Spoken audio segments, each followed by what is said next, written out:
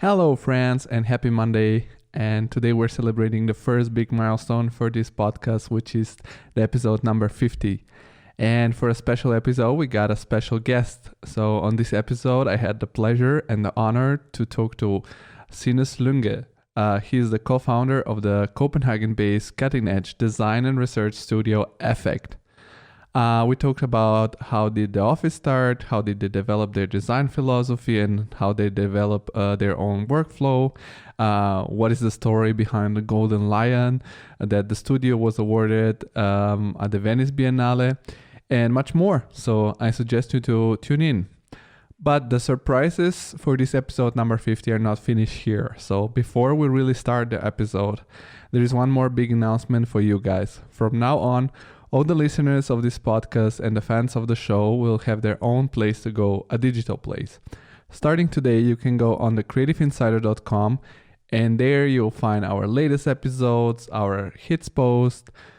There you can subscribe to our monthly newsletter with the best of. You can find links to our social media where you can follow us. And soon on the website, you'll find other kind of content such as articles, videos, and much more. So go check it out. Yeah, so thank you very much for your time, for the support so far.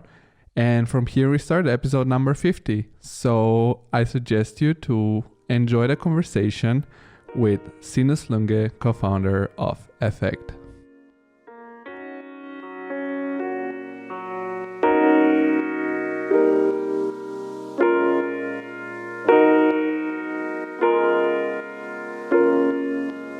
The whole world stops just like that.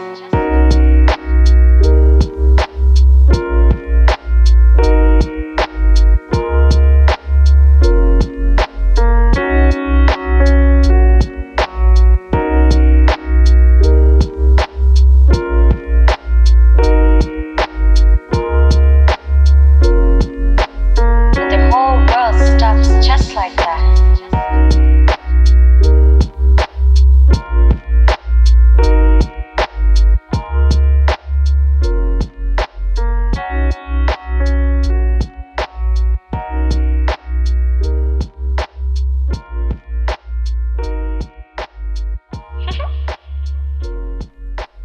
Hello, Sinus. Welcome to the podcast. Hello, Georgi. Thank you for having me. I'm so happy we managed to do it. I needed to go a little bit sideways because I by accident contacted the head of innovation in your office, and through him I got connected to you, and that probably was a mistake from my side. So I'm sorry, because I'm sure that you're very busy as a founding partner, manager of such an office like yours, EFFEKT. But we managed to do it. So thank you for your patience and for making some time. You're very welcome. I'm very excited to have you on the podcast because I'm a young architect. I'm 28, almost 29, and I finished my studies a couple of years ago. And I've been very much inspired by your work of the office EFFEKT. And I think it's when I was a student, I always want to have this kind of conversation with people like you, which are less formal as the usual you can get online, to understand not only what you do, but what kind of person is behind this office. Because also I think EFFEKT is an office that it's more like a brand, in a sense, more a team. You don't know who's the person on the beginning. So I'm curious how this whole office started. Well, first of all, I just thanks for kind of the topic and the interest of going behind a company. And I think not least in the business of architecture, it's something that is sometimes lacking, because architect students and other architects have a tendency to look at the end result of what brilliant companies does around the world. And it's sometimes more interesting to get kind of behind the scenes and understand what are the processes that lead to the projects and the results. And I think as a student, this was always the more interesting lectures and stories when you kind of learned more about a company, or how they worked, their methodology, or the culture of a company. So I'm super happy to share that in regards to what we do in my company, EFFEKT. The company was started in several steps. The first kind of startup was a think tank that started in 2003 between three good friends, myself and the other founding partner, Tue Hesselberg-Fode, and actually the third founding partner, who was a philosopher. Well, still in education at this point, but we were three students, two architectural students and a philosopher, and we started working on competitions, so studying in the daytime and then doing competitions at night. And quite fast, we were quite successful getting prizes in competition. So then we kept on doing it, and at some point we got a first prize in a big urban planning competition in my hometown. Actually, big project that is still under development. It was a 300 hectare urban development, and at that point the award money was so much that we needed some kind of setup to put those money in, and so we founded a company. So it was never intended as a kind of career. It was a think tank that ended up earning money, so we put it into a formal company. And then we kept on having this as a think tank for a period of time. And in 2007, it was established as a kind of commercial entity with the ambition to make it. Yeah, I inform myself a little bit about the company and about you, because nowadays online you can find a lot of, you have held a TED Talk, different lectures around the world that are recorded and are on YouTube. So I think the work of EFFEKT is very interesting, because also I notice on the website it doesn't say architectural office. It's more like a design, a conceptual office. I've heard in your lectures many times saying this sort of motto or mantra you have in the office, which is eco before ego. And I'm curious, when did you formulate this sentence, this motto? And I think it's completely perfect for today, for the last few years, for sure. To be quite frank, this is not something we invented ourselves. This is something we found in the process of doing research on different projects. But to us, the ego to eco mantra is basically the transition from being a kind of human-centered design company. I think usually being human-centered is viewed upon as something really good, and it is, because it's an approach that tries to understand humans when you do design. But at the same time, it has the kind of backside that if you are too human-centered, you might not see how humans are part of a bigger ecosystem, which is the biosphere, which we all depend upon every day, every minute when we breathe, every day when we eat food that is, at the end of the day, energy that is captured by the sun through photosynthesis that we still live from and depend upon. We are so embedded in these ecosystems that we sometimes forget about it. And what we're trying in our company is to go beyond the human-centered and being more ecosystem-centered, and try to understand how architecture and how urbanism is the way that we actually design the relation we have to our environment, not only the close environment, but also the ecosystems and at the end of the day, the biosphere that we are part of. Yeah, it's really interesting because your projects are also very conceptual and sometimes yeah, I've seen among the other projects that you have done, for me the most interesting one are the one that you did in collaboration with IKEA lately, and then there is the one that you did, guys, on yourself, where they're sort of I wouldn't say utopic. They're more like plan for a bigger scale, like a small scale plan for the bigger scale. So how do you balance, because in the beginning you said it was a think tank, and it was a very flexible, I guess, organization, and how do you manage nowadays to still do work like the Regen Villages, I think is the project that it's your, so to say, project that make EFFEKT so viral also in the community on the international level. And the other thing I'm very curious about is I come originally from Bulgaria, the Balkans, and then I grew up in Italy, and now I'm in Germany.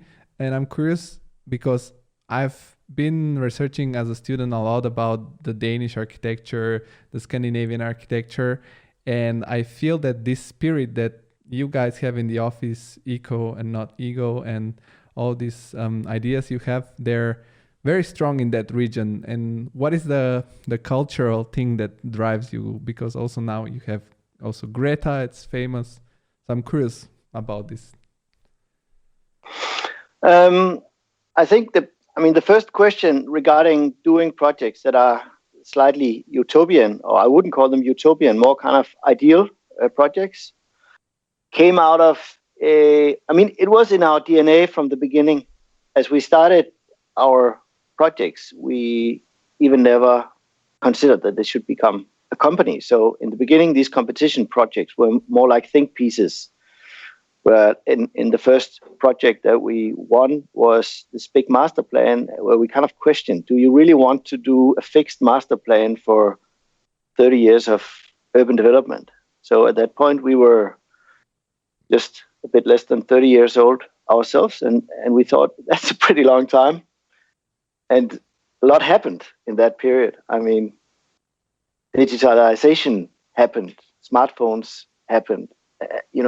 How can you plan a city, an urban development lasting 30 years, and then imagine that you can fix that in a fixed master plan? So that was basically the question that triggered our competition interest, saying, if we want to do this in a sustainable and forward-looking way, we need to design a process as well as a plan to kind of incorporate the changes that we know is going to happen in society in this period.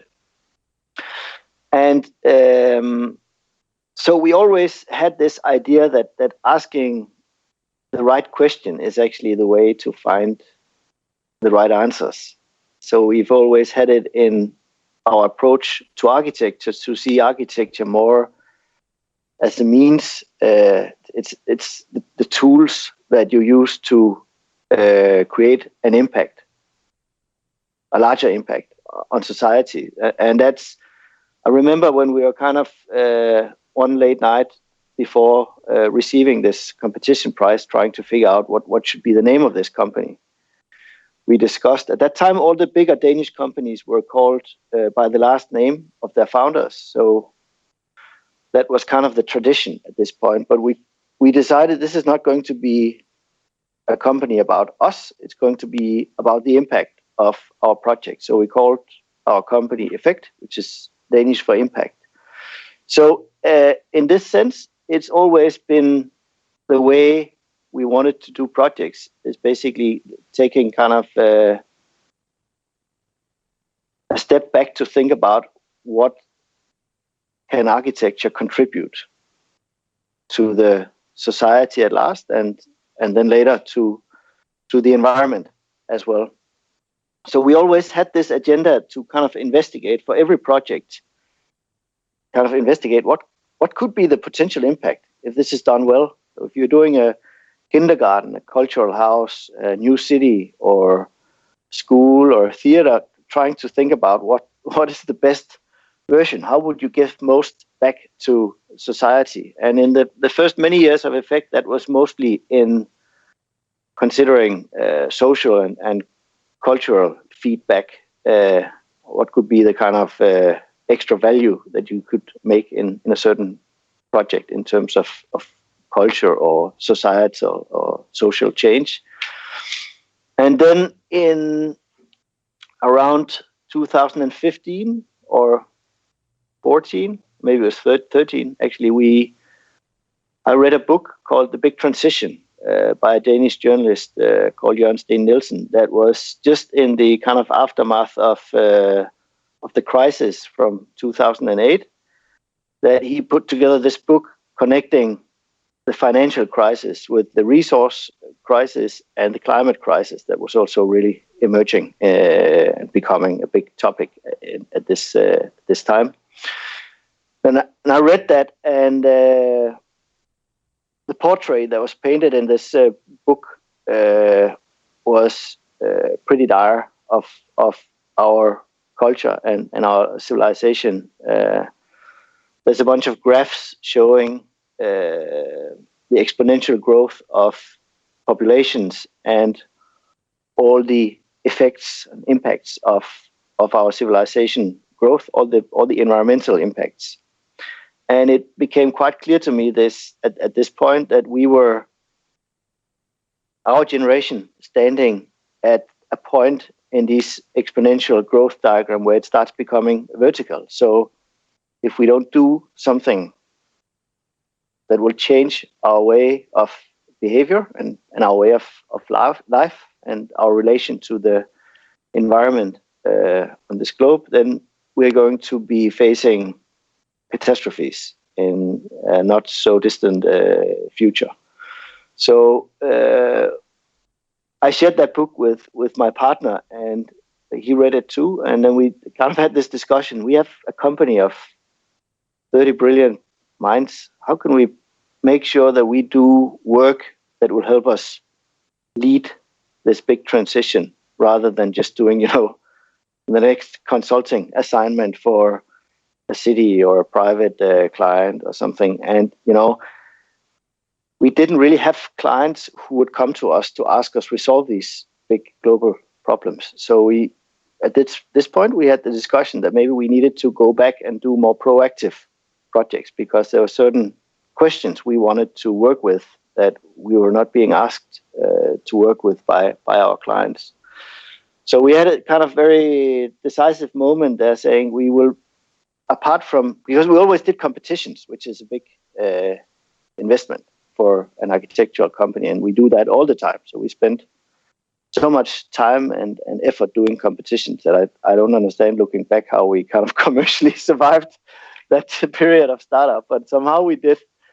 But then we decided maybe we just do a bit fewer competitions, and we spent some of that time on more proactive projects, investigating the questions that we see fit. And the first project we went into was with a couple of Copenhageners who were doing oyster farming in the harbor of Copenhagen. So they had a guerrilla farm hidden in the harbor of Copenhagen, and we met them, and they showed us this project. And being an oyster lover, I thought, this is a brilliant project, but we need to make it also a social project. So we helped these guys design a kind of social platform for seafood production. So you'd have like eating and teaching on the top of this platform, and below you'd be producing mussels and oysters and seaweed, which is a really sustainable way of producing protein that is very useful for our generation if we want to have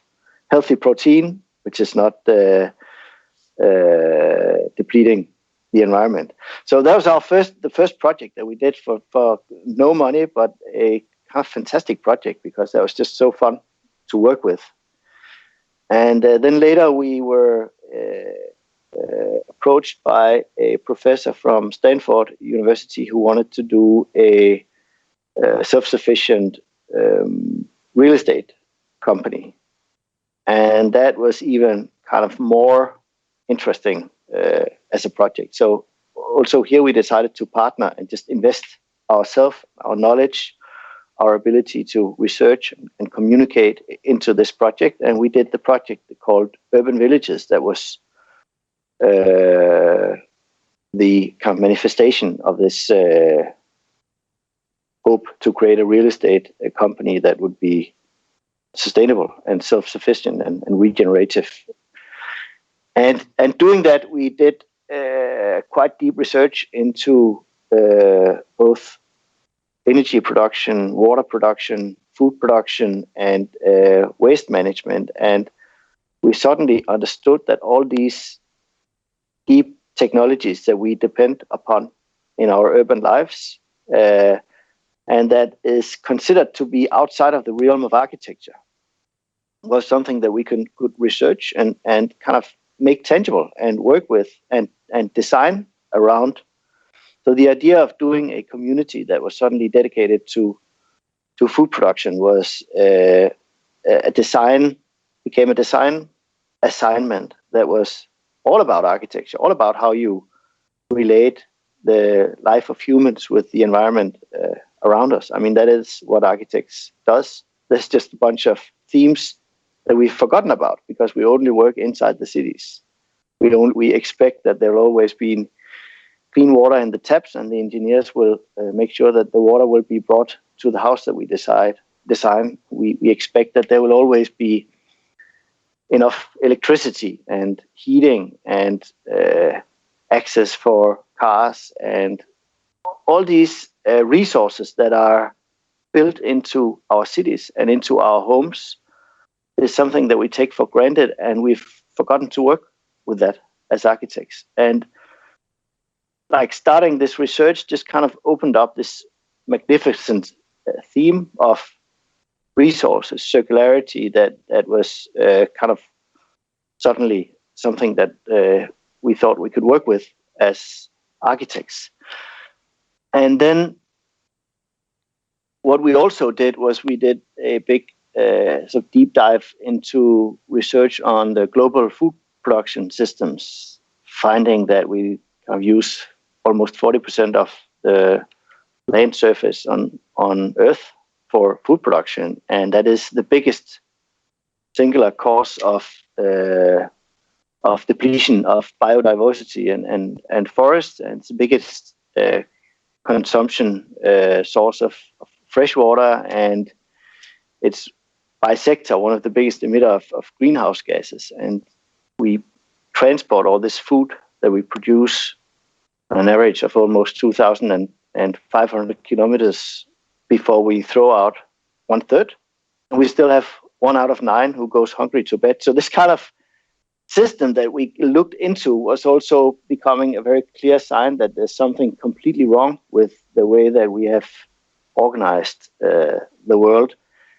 And at that point, it was quite clear that we needed to do more projects that would really deeply question, what is it we do when we produce new homes in the cities? What is it we do when we expand our cities, or the way we produce food, the fisheries? That all these systems that are part of civilization should be part of something that you look at with the question: is this the kind of quality, and is this the way of doing stuff? Because I think that there are so many solutions to be implemented that they're just not. You're just not looking at the problem. It's like there's a magnificent gap between civilization, the human civilization, and the natural world that we are part of, that we need to be designing in that gap, and most people don't see it. So that's why we started doing this ideal project, because we need to work with that. Yeah, I mean, you have said so many interesting things. Now there is an explosion of questions in my head. So I'm going to try to structure them step by step, because I think it's very fascinating what you guys did.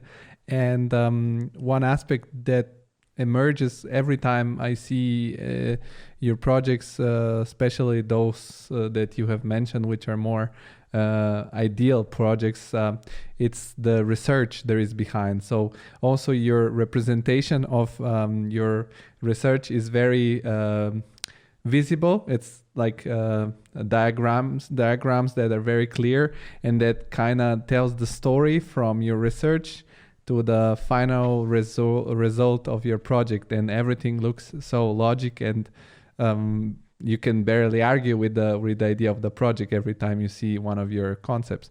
And I'm curious, how was the way you did such a great research on all these aspects, because you research economics, agriculture, ecology, culture.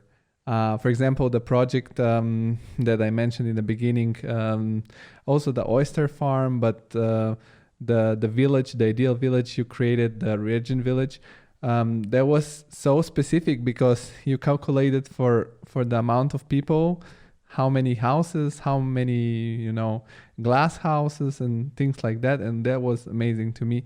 So how did you find all this perfect, all this information that you have on your availability? Well, basically, I think you, as an architect, you have the methodology to register and visualize information. That's always how we do. If you're doing an urban plan, you need to understand the amount of parking related to the amount of housing and the amount of soil that you need to remove. All these things you are used to kind of visualizing to understand a certain problem. So again, it's not so much about how to do the research. It's just kind of move your eyes to the thing just next to you, which is, for instance, food production or energy consumption. That knowledge is rather available today, both in books that are easily accessible, but also on the kind of endless sources of information that you find on the internet. And that is something that completely changed actually since I was a student, when the internet was just very slow and had very little content, and it was just not really the same source of information. Today you can access almost everything, and you don't have to be a genius to get these types of information. It's just basically a question of which questions are you asking. And the other thing I'm curious is, how do you set up the I mean, you said that for the moisture farm you got to know these guys that were doing it, and I guess you introduced yourself to each other, and then this collaboration started. But how do you set yourself the brief of your ideal project? Because usually when you have a competition, you become like, you get the brief of the competition, there are some tasks to do, and then you have a certain limitation and there is the end result. But when you do ideal projects, you need to be also the mind behind the limitations that you have. So how do you do this process? How do you decide that you're gonna do a village, an ideal village, or a food farming, or is this some ideas that come with clients? I don't know. No, it's not really, and that takes a long time to kind of sort through different types of innovations and potential solutions and find the right format for it. I mean, for region villages, it was never meant to be exactly that amount of houses or this size system. So that was a long process to find out what if. It was basically, a what if scenario. What if we take 25 homes? And then we looked at that. And that was the beginning of that. And then later we found the right size for this sort of community and the scale of this. But that is something that is pretty time demanding when you are doing research, is to kind of sort out the relevant research and ensure that is communicative. So there's a lot of work that you leave behind. But the good thing is then you pick it up again for another project. And what I meant in the beginning with the how do you manage to do it is do you have like then a very did you find by now a very structured way to balance how much time and resources you can put on these projects? Because I work myself in the professional field by now, and I know how companies also need to be very careful about their budgets and their economy, and because if you are not profitable, it's not gonna be a good thing, because you cannot pay your employees and keep doing what you do. So do you have a very now counterbalance in the office? You say, okay, we have enough projects that are making us the money we need, and then we can do more of this kind of work we like to do, and then I guess in somehow paid back, because from now on you're like very established into that kind of project. So how do you manage this? Well, exactly like you said. I mean, now we are 50 people working on different projects. So most of them are just kind of generating income, and a few are still kind of more based on sort of providing a certain agenda. But it's also, what's even more important is that as we have done a number of these projects looking for like doing this research and doing sort of ideal project, we have had also a number of new clients coming to us who want us to do this. So I think the point is you become what you draw. So if we design projects with a deep level of research, we attract clients who want that. So that's also the good thing. So that's why I've been working with Ørsted, which is the most successful green energy company originating in Denmark, but now working across the globe. We did the research for them about the Ørsted home. Then we worked for IKEA through Space 10, which is the research arm of IKEA. They came to us because of the urban village and the Ørsted home. And then we did urban villages, or the regen villages and the Ørsted home. So that led to the urban village project. Now we're doing several new projects. So there's just a kind of very nice evolution. When you do something that you really love, then you attract the people who would love to work with that same methodology or these themes. So by now it's become a very kind of well-functioning business also commercially to do research projects in our company. Yes, and I think that the moment you started doing it now, it's very fruitful, because it's a topic that is discussed all around the globe, and it's discussed not only anymore in the design world, but with the recent global events, it's discussed across the society. But I'm curious also. I from what I learned and research about your company and you the last few weeks, that the moment where this whole concept and idea got traction is when you won the Venice Biennale, because you participated in the Venice Biennale and you managed to win the Golden Lion, if I'm not wrong. How does a architectural office take part in this Biennale, and do you need to, how this whole thing happens? Like, did you get an invitation, or how does it work? Well, I think most companies depend on being invited for the Biennale in one way or another. We've been fortunate enough to be part of the Danish pavilion, which is the kind of national exhibition at the Architectural Biennale for a couple of times. And this year we are in the Arsenale, which is the bigger international exhibition. But the exhibition that did win the Golden Lion was an invitation by the Danish Architecture Center to do a project called Co-Evolution, which was 4 young companies doing collaborations with Chinese universities on the future of Chinese cities and how could we help these urban development to become more sustainable using known technologies and solutions and strategies from Danish urban planning.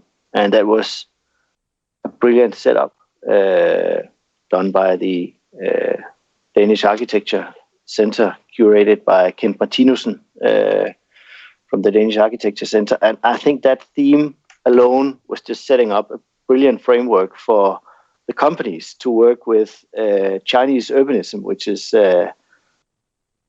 was at this point in 2006 in a complete explosion. And there were so many big challenges and huge potentials to work with. So for us as young architects to be set up with universities, some of the best universities in China, was just such a big potential. So the projects that came out of that were very interesting research on Chinese society and super interesting solutions as well. And I think that was the relevancy and the reason for that exhibition to win the Golden Lion. So it was, in all means, a big team effort.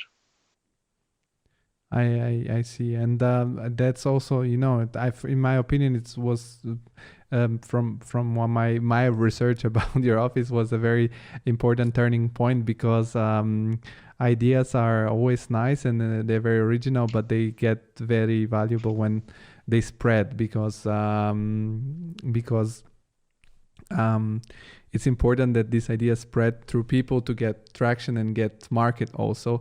And also, I'm curious about this conversation, because through the conversation I want to look inside this process and these ideas so that maybe can spread through other designers and architects, and start doing start doing an effect on other designers, so that it's sort of a movement. Because you as a studio can build a limited amount of buildings, and also people that are working in the field, they can get a limited amount of experience by working at the specific office, and they can, this is sort of a side view, as you said, to see, okay, what other people are doing, and if this is good, why we don't do it also. And I'm curious, also these things, ideas in the architectural world, they start from an idea, but they need to get physical and they need to get into a result. How was the process, instead of more practical, to set up from this young startup, the workflow of working practically in architecture? And how many people you were in the beginning, and how was the whole process of building up the whole system of working? And I see in all the offices in Denmark, you have sustainability manager, environment, innovation manager. What are these figures, and what is the working setup in your office right now as an organization, if you can say roughly something about it? Yeah, well, today we have a management, a business development department, and basically a pretty straightforward professional setup, and a lot of architects, landscape architects, urban planners, and research and development staff doing various projects. So it's pretty organized now, but of course it wasn't always like that. We started out as complete amateurs, which is what happens when you start a company straight out of the School of Architecture. Then you start out without completely knowing what you're doing. It's kind of learning by doing. And I think it was a great fortune that we had no idea how difficult it would be to actually start up a commercial company, and all the things you have to go through, all the late hours and impossible risks that you manage, but since we never really knew how difficult it would be, we never really questioned the idea to do it. And then once you've started, you just keep going. I mean, I think most companies are started up like this. At least for us, it wasn't the ambition to run a big company, but we started working, and then we started getting employees, and we loved our employees. So we wanted to get more work to make sure that we were all profitable and growing. And then this is the dynamic of setting up a company that you kind of aim to stabilize the source of income and kind of amazingness of the projects that you can do. So there's just a dynamic once you start up. And at least for us, I mean, we're based on a big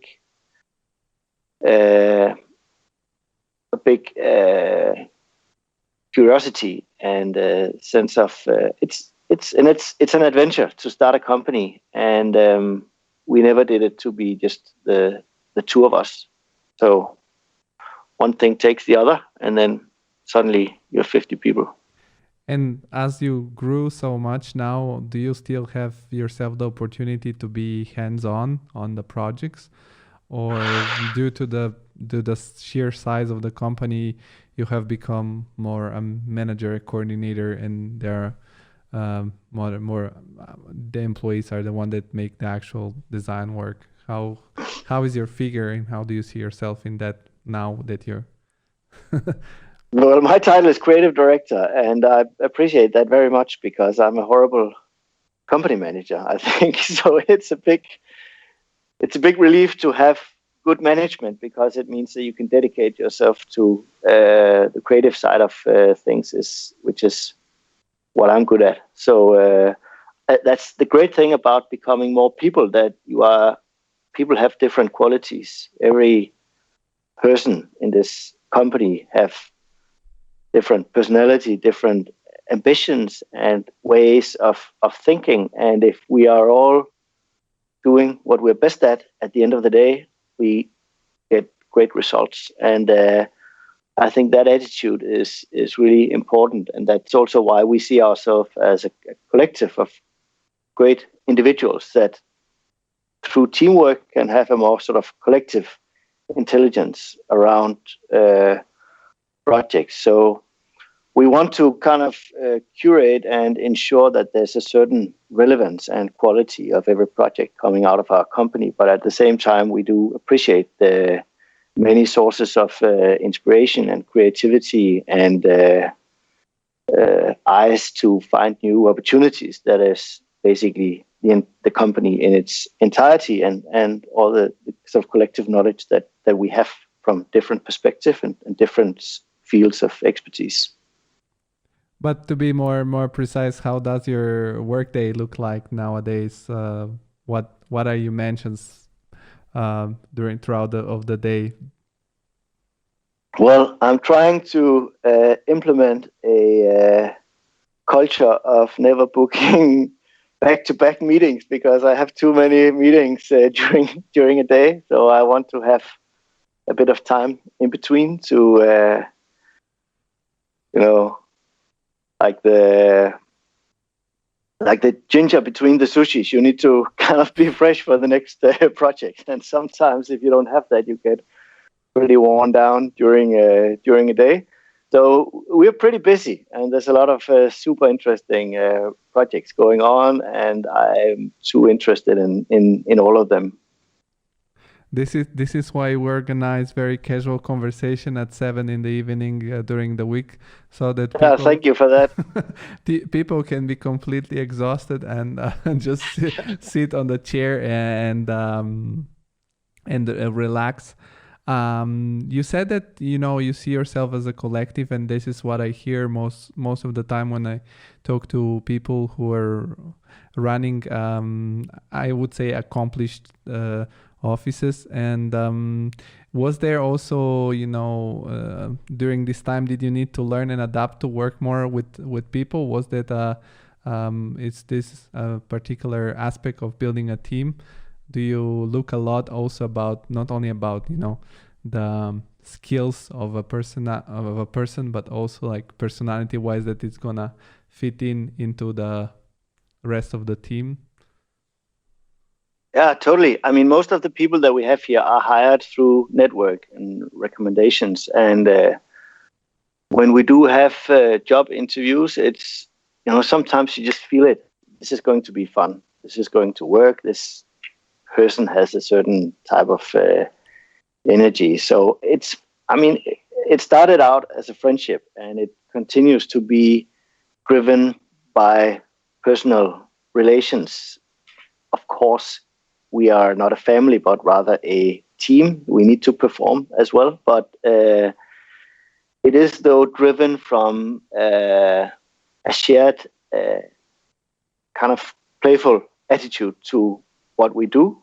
Like a really it's like we play this game of doing great projects and get them realized, and we all know our part and our way of playing it. And that's how I feel about going to work. It's busy, but it's also super playful, and there are always kind of obstacles you need to overcome to realize a building. And if you get to a point where this is kind of the stuff that you need to manage together as a team, you can really overcome most difficulties.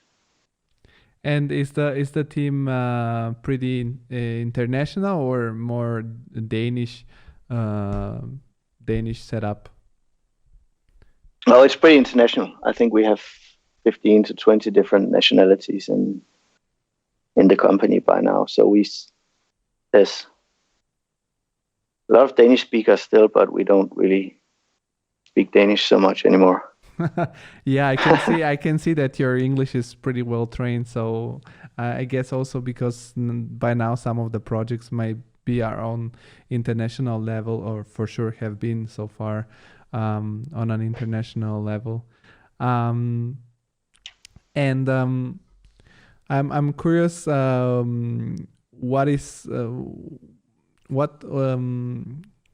the qualities that you search into a person that joins EFFEKT? I'm gonna ask a very stupid question that might be like, but I know that people that are listening will be very, very happy of hearing these things. What kind of softwares you need to know to use in your workflow? Because I have a colleague, he's a construction architect graduated in Denmark. So I know that in Denmark, the standard is Revit into the executive side of the work. And then there is a lot of, I've seen your lectures about your projects, about the famous tower in the forest with grasshopper and the New York kid that solved the puzzle. So that's true. What are the hands-on really things that someone that wants to join EFFEKT needs to be good at to have maybe an advantage or by applying? Well, I think Rhino, Grasshopper, Revit, the Adobe package, CAD is a good starting point. That's what we are mostly working in here. But we also really enjoy the physical models that are now sometimes printed, but has been also kind of craftsmanship to do these for a long period of time. But we're very based on actually the production of drawings and 3D models. So these tools are pretty important. And I'm curious in a process of generating such complicated projects as you sometimes do. Your figure as the creative director, are you a big expert in all these technologies, or you just know how it works and then there are more other people that implement maybe your sketches or your ideas? Because I guess that when the size of a company gets bigger, in the beginning you were 2 people, but 2 people cannot know everything. Did you get more of the knowledge implemented by employees and people that came step by step, or you knew already in the beginning most of the things? No, I mean, the whole point of being a collective of different people is that you actually kind of get more knowledge on board than you would have. I think the idea that an architectural company or any other company is kind of led by this lone genius is pretty old school. So we're kind of really grateful to have people who know a lot more than we do on different perspectives, whether this is kind of detailing a facade or developing a difficult shape or facade geometry in grasshopper, or knowledge about the root systems of trees or the growth of plants or other ecological systems. We are many different fields of knowledge collected in EFFEKT, and as a creative director, it's more of my role to have a big experience on how to assess the impact and the expression of projects and kind of curate them to be more clear in their form and agenda. But fortunately, I get to work with people who are much better than me in a lot of other things. Yeah, I think that's a key point to get more successful. And I'm curious because of your office. It's so it's into research. It's a pioneer in this a research-based project, in my opinion. Since the pandemic started, have you done something towards this direction to focus your research on what could be from now on the design after COVID? Have you started disrupting some common ideas that we have had so far? Or do you think that the research that you have done so far, it's already a solution for because in my opinion, the world after, I mean, I don't know if there will be a clear after, but after COVID, it won't be the same, I guess. So did you start it already for the future or something like in that direction? No, I think the agenda that I kind of explained before is just becoming more relevant with COVID. I think COVID is a symptom of a bigger kind of crisis or challenge that we're looking at as a global civilization. The fact that a very small organism can actually kind of completely disrupt the human society or economies and activities is an indication that we are so closely connected to nature at so many scales that we've just forgotten to notice it. You know, like a fish not thinking about the water, we are forgetting about the fact that there are so many microbes living inside of our intestines that are part of our organism. We are not even inside our skin. We are not human. It's not just human DNA. We are walking ecosystems and completely dependent on the atmosphere that is provided by other living organisms on this planet. So I think that this kind of connectedness is something that we have forgotten about, and that COVID-19 is a reminder for the global society that we are in some ways super fragile. We are super dependent on the stability of this environment, and our society, our global society, can be completely disrupted. I mean, this pandemic was not that severe in terms of, you know, the casualties if you compare it to other potential pandemics, and I get scared in thinking of what could be the next. Like, you realize that once the patterns of rainfall starts to change over a region, then you can't produce the crops that you did. So suddenly, I mean, we're not that far from being people kind of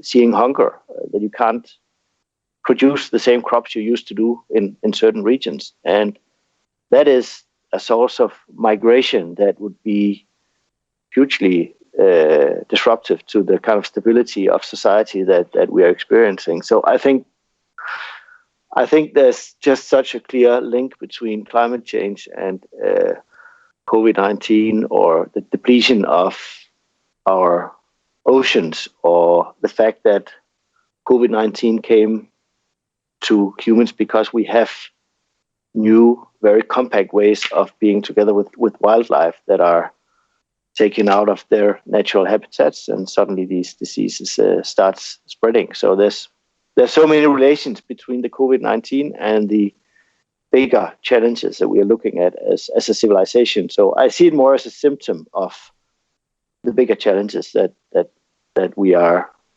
increasingly aware of.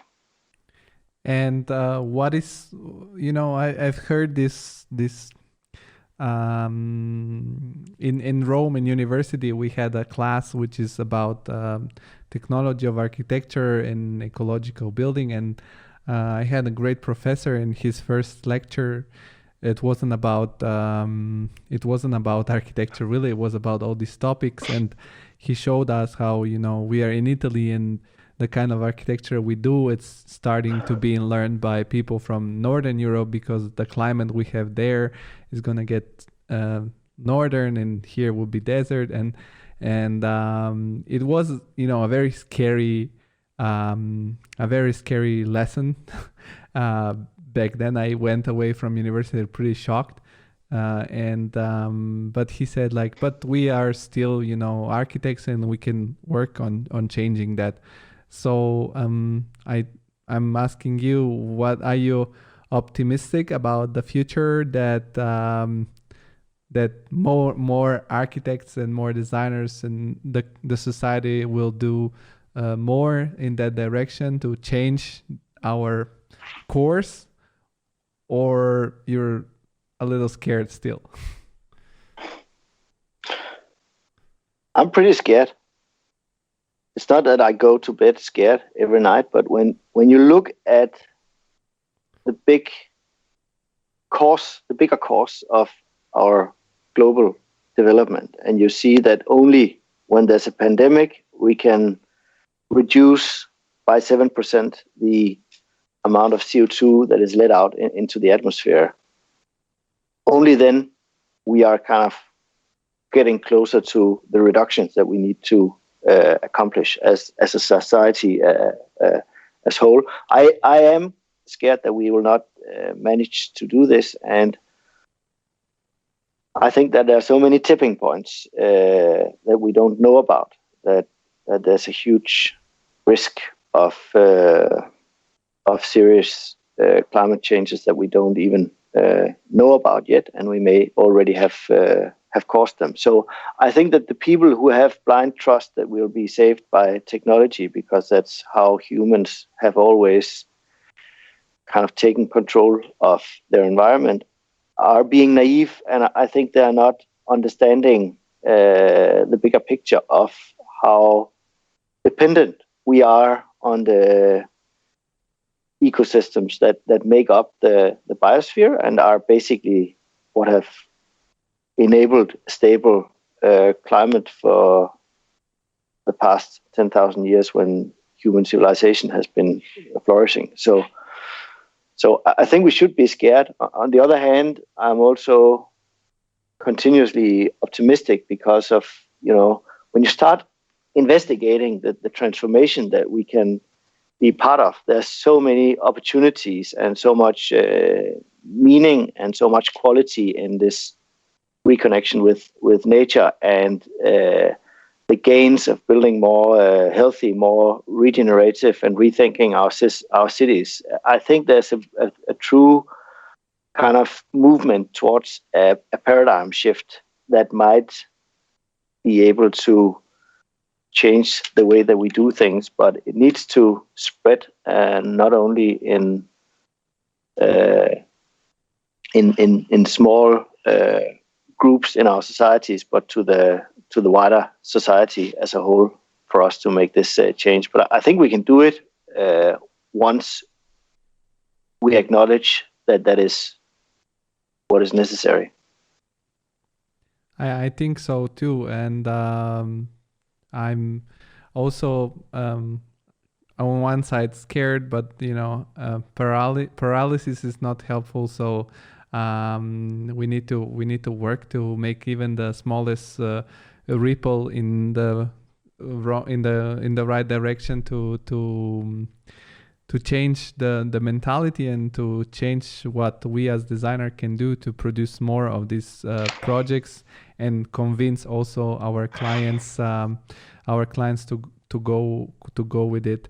When you do these researches, do you try to also find an economical advantage of building like this, so that maybe more clients will be actually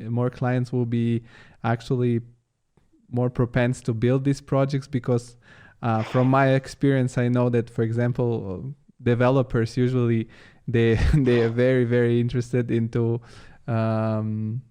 profits, and of course ecology as far as it's a constraint by law, but they mainly look at profit. So do you have also some economical arguments for the projects to be more successful while you're doing this research?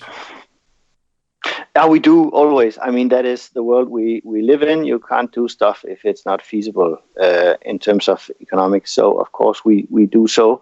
But I also think what's kind of becoming more and more clear to me is that what comes before economy is also kind of social aspiration. If you can make people, both the future inhabitants or the clients or politicians or decisions makers aspire towards certain values and sort of changes in the way we build and live, then you can also move the economics, because then you're creating something that is attractive and that is also valuable by definition.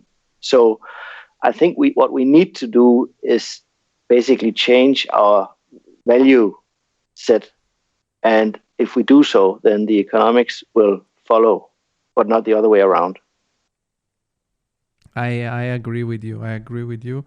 And that's also my idea of change. That the change will be feasible only if we show that it's possible.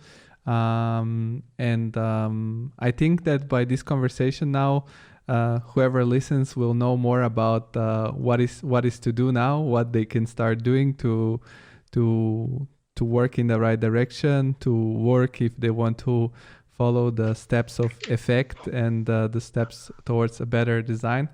So I want to conclude the conversation with what last question that's more positive. I'm curious, if you have in mind some personal favorite inspirational media that might be a song, a book, a movie, a podcast, or even, I ask always, a place, because sometimes people go to places to get inspiration. Do you have something that you really love consuming to get inspired yourself? Well, I read a lot. I really go through a lot of books, and I can recommend a lot of different books that have to do with the change that I was just kind of explaining. I started in the 70s working with permaculture and this movement. Then you have newer thought leaders within biomimicry, so there's so much to read and start to consume in terms of books that is, to me, one of the ways that you really kind of transform your way of thinking about things. Yes. And then do what you're passionate about. I mean, that's the other thing. Allow yourself to do what you really think matters. That's also, in the long run, probably what will get you the greatest pleasure and inspiration and results in your work life. So that's something that we try to practice as much as we can in this company. Yeah, so I think that's very inspiring. I want to thank you one more time for squeezing us in another of your meeting, and thank you for inspiring all the listeners of the Creative Insider and giving us a little bit of a different perspective of EFFEKT.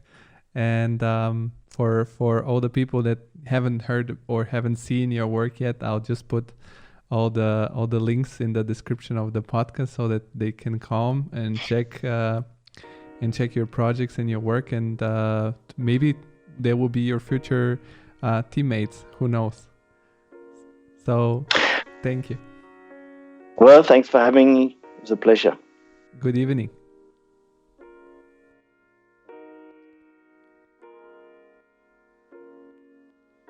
The whole world stops just like that. Hey friends, thank you very much for listening to the podcast. You were amazing. I wanted just to remind you that you can support us by going on the creativeinsider.com, where you can subscribe to our monthly newsletter and you can follow our social media channels through the links on the page. If you like the show, feel free to share with others, and thank you very much. Have a good week, everybody.